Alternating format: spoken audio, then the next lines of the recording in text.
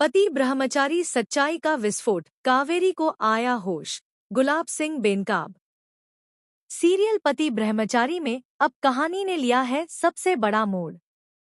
ईशा की मां कावेरी को आखिरकार होश आ चुका है और होश में आते ही वह खोलने वाली है गुलाब सिंह की काली सच्चाई।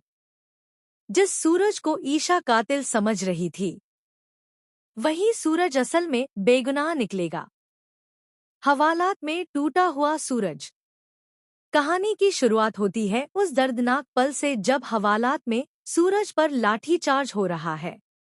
उसका कसूर सिर्फ इतना था कि वह जेल से भागकर अपनी पत्नी ईशा को सच्चाई बताना चाहता था। मेरी बंदूक में गोली थी ही नहीं। मैंने आपकी मां पर गोली नहीं चलाई। लेकिन जब ईशा थाने पहुंचती है खुशबू भाभी के साथ, तो सूरज की हर गुहार बेकार हो जाती है। ईशा साफ शब्दों में कह देती है, मैं यहाँ तुमसे रिश्ता तोड़ने आई हूँ। मैं एक कातिल के साथ नहीं रह सकती। जैसे ही ईशा अपना मंगलसूत्र उतारने लगती है, सूरज चीख उठता है, ईशा जी, हमारे रिश्ते की कसम, मुझे 48 घंटे दे दीजिए। मैं खुद को बेगुनाह साबित कर दूंगा। ईशा का दिल पिघलता है। वह 48 घंटे का आखिरी मौका दे देती है। अस्पताल में चमत्कार। उधर अस्पताल में ईशा अपनी मां के लिए भगवान से प्रार्थना करती है और तभी कावेरी के हाथ में हलचल होती है। डॉक्टर कहते हैं पेशेंट रिस्पॉन्स दे रही हैं। लेकिन उसी वक्त अस्पताल में एंट्री होती है गुलाब सिंह की। कावेरी जैसे ही उसे देखती है, उनकी आंखों में खौफ साफ झलकता है।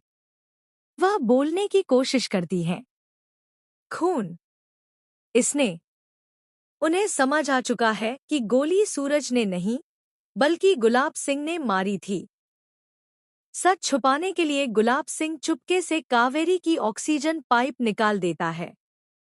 लेकिन ईशा समय पर डॉक्टर को बुला लेती है और कावेरी की जान बच जाती है। सच का पर्दाफाश। इधर सूरज भी खुफिया तरीके से सबूत ढूंढ रहा है और उसे पता चल जाता है कि चली हुई गोली उसकी बंदूक से नहीं, बल्कि गुलाब सिंह की बंदूक से निकली थी। लेकिन तभी गुलाब सिंह बंदूक तानकर सामने आ जाता है। बहुत सच जान लिया तूने। अब सूरज उसकी सबसे बड़ी मुश्किल बन चुका है। उधर अस्पताल में कावेरी पूरी तरह होश में आकर ईशा को सारी सच्चाई बता देती है। तेरा पति बेकसूर है। मुझे गोली गुलाब सिंह ने मारी थी। यह सुनकर ईशा के पैरों तले जमीन खिसक जाती है।